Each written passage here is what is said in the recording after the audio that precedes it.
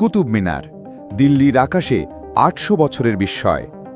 দিল্লির দিগন্তে মাথা উঁচু করে দাঁড়িয়ে থাকা এক মিনার, যার প্রতিটি পাথরে লুকিয়ে আছে ৮০০ বছরের ইতিহাস। এটি শুধু একটি মিনার নয়, এটি একটি বিজয় স্তম্ভ। এটি স্থাপত্যের এক মহাকাব্য, দিল্লির সুলতানি আমলের প্রথম এবং সর্বশ্রেষ্ঠ কীর্তি। কিন্তু কিভাবে তৈরি হয়েছিল এই বিশাল মিনার? কোন জাদুর স্পর্শে এটি শত শত ভূমিকম্প, ঝড় আর সময়ের আঘাত সহ্য করে আজও টিকে আছে? চলুন আজ জেনে আসি কুতুব মিনারের ইতিহাস। আপনি আমাদের চ্যানেলের নতুন দর্শক হলে সাবস্ক্রাইব করে আমাদের সাথেই থাকুন। গল্পের শুরুটা হয় দ্বাদশ শতকের শেষ দিকে। ১১৯২ সালে তরাইনের দ্বিতীয় যুদ্ধে পৃথ্বীরাজ চৌহানের পতনের পর ভারতে এক নতুন শক্তির আগমন ঘটে। মোহাম্মদ ঘুরির সেনাপতি কুতুবউদ্দিন আইবেক দিল্লির ক্ষমতা দখল করেন এবং প্রতিষ্ঠা করেন মামলুক বা দাস বংশের শাসন, যা দিল্লি সালতানাত নামে পরিচিত। এই বিশাল বিজয়কে স্মরণীয় করে রাখতে এবং ইসলামীয় শাসনের প্রতিষ্ঠা ঘোষণা করতে কুতুবউদ্দিন একটি বিজয় স্তম্ভ বা মিনার-ই-ফাতাহ নির্মাণের সিদ্ধান্ত নেন। এর আরেকটি উদ্দেশ্য ছিল সংলগ্ন কুয়াত-উল-ইসলাম মসজিদের মুয়াজ্জিনের জন্য একটি উঁচু স্থান তৈরি করা, যেখান থেকে আজানের ডাক বহুদূর পর্যন্ত পৌঁছাবে। ১১৯৩ সালে কুতুবউদ্দিন এটির নির্মাণ কাজ শুরু করেন, কিন্তু তিনি শুধু এর ভিত্তি এবং প্রথম তলাটি সম্পন্ন করতে পেরেছিলেন। লাল বেলে পাথরের তৈরি এই প্রথম তলায় রয়েছে সূক্ষ্ম কারুকার্য এবং কৌণিক ও গোলাকার খাঁজের এক অসাধারণ সমন্বয়। কিন্তু এই স্বপ্নকে সম্পন্ন করার আগেই ১২১০ সালে পোলো খেলতে গিয়ে ঘোড়া থেকে পড়ে মারা যান কুতুবউদ্দিন আইবেক। কুতুবউদ্দিনের অসমাপ্ত কাজকে এগিয়ে নিয়ে যান তার সুযোগ্য জামাতা এবং উত্তরসূরি সুলতান শামসুদ্দিন ইলতুৎমিশ। তিনি এই মিনারের সাথে আরও ৩টি তলা যোগ করেন। ইলতুৎমিশের তৈরি এই তলাগুলোতেও লাল বেলে পাথরের ব্যবহার দেখা যায় এবং এর স্থাপত্যশৈলী প্রথম তলার সাথে সামঞ্জস্যপূর্ণ। ১২৩০ সাল নাগাদ ইলতুৎমিশের হাতে মিনারটি তার পূর্ণাঙ্গ রূপের কাছাকাছি পৌঁছায়। এর প্রায় ১৫০ বছর পর ১৩৬৮ সালে এক বিধ্বংসী বজ্রঘাতে মিনারের চতুর্থ তলাটি মারাত্মকভাবে ক্ষতিগ্রস্ত হয়। তখন দিল্লির সুলতান ছিলেন ফিরোজ শাহ তুগলক, যিনি স্থাপত্য ও মেরামতির জন্য বিখ্যাত ছিলেন। ফিরোজ শাহ তুগলক শুধু মিনারটি মেরামতি করেননি, তিনি এটিকে আরও সুন্দর ও মজবুত করে তোলেন।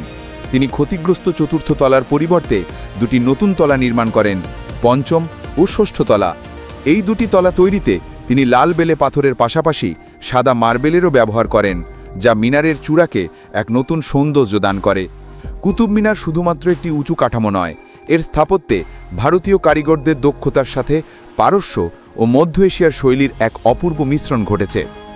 মিনারের প্রতিটি তলা একটি করে ঝুলন্ত ব্যালকনি দ্বারা পৃথক করা হয়েছে। এই ব্যালকনিগুলোকে ধরে রেখেছে মুকারনাস নামক এক অসাধারণ পাথরের কারুকার্য, যা দেখতে অনেকটা মৌচাকের মতো। মিনারের গায়ে আরবি হরফে পবিত্র কোরআনের আয়াত এবং সুলতানদের প্রশংসাবাক্য খোদাই করা আছে। এর ক্যালিগ্রাফি বা লিপি শিল্প এতটাই নিখুঁত যে ৮০০ বছর পরেও তা পর্যটকদের মুগ্ধ করে। এখন সবচেয়ে বড় প্রশ্ন হলো, কিভাবে এই বিশাল মিনার ৮০০ বছর ধরে একাধিক ভূমিকম্প ও প্রাকৃতিক দুর্যোগ সহ্য করে টিকে আছে? এর পেছনে লুকিয়ে আছে এক অসাধারণ ইঞ্জিনিয়ারিং কৌশল। প্রথমত, এর ভিত প্রায় ১৫ মিটার চওড়া, যা মাটির অনেক গভীর পর্যন্ত বিস্তৃত। এই মজবুত ভিতি একে দৃঢ়ভাবে ধরে রেখেছে। দ্বিতীয়ত, মিনারটি নিচ থেকে উপরের দিকে ক্রমশ সরু হয়ে গেছে।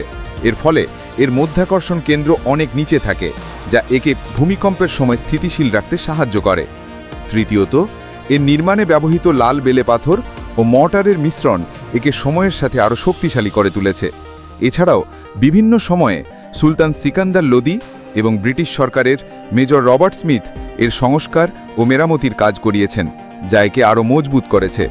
কুতুব মিনারের গল্প এর আশেপাশের স্থাপত্যগুলো ছাড়া অসম্পূর্ণ। এর পাশেই রয়েছে কুয়াত-উল-ইসলাম বা ইসলামের শক্তি মসজিদ, যা ছিল দিল্লিতে নির্মিত প্রথম মসজিদ। এর সামনেই দাঁড়িয়ে আছে এক আশ্চর্যের বস্তু, বিখ্যাত লৌহ স্তম্ভ। প্রায় ১৬০০ বছর পুরনো এই স্তম্ভে আজও মরিচে ধরেনি। চতুর্থ শতকে রাজা চন্দ্রগুপ্ত বিক্রমাদিত্য তৈরি এই স্তম্ভটি প্রাচীন ভারতের ধাতুবিদ্যার এক চরম নিদর্শন। আর একটু দূরেই রয়েছে আলাউদ্দিন খলজির এক অসম্পূর্ণ স্বপ্ন, আলাই মিনার। তিনি কুতুব মিনারের চেয়েও ২ গুণ উঁচু একটি মিনার তৈরি করতে চেয়েছিলেন, কিন্তু তার মৃত্যুর সাথে সাথে সেই স্বপ্নও থেমে যায়। কুতুব মিনার তাই শুধু একটি স্থাপত্য নয়, এটি ক্ষমতা, বিজয়, ভক্তি ও সৃজনশীলতার প্রতীক। এটি সেই সময়ের সাক্ষী যখন বিভিন্ন সংস্কৃতি একে অপরের সাথে মিশে এক নতুন পরিচয়ের জন্ম দিয়েছিল। এটি এক শাসকের স্বপ্ন দিয়ে শুরু হয়ে অন্য শাসকের হাতে পূর্ণতা পেয়ে শত শত বছর ধরে দিল্লির উত্থান পতনের নীরব দর্শক হয়ে দাঁড়িয়ে আছে।